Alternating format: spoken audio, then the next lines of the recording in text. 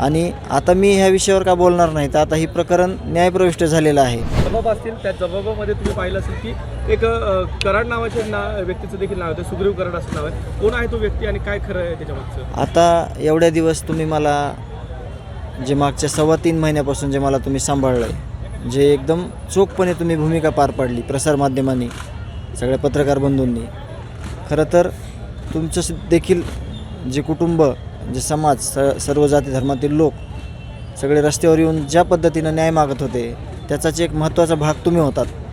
आणि आता मी ह्या विषयावर का बोलणार नाही, तर आता ही प्रकरण न्यायप्रविष्ट झालेलं आहे आणि हे तपासाचे सगळे भाग समोर येणार आहेत.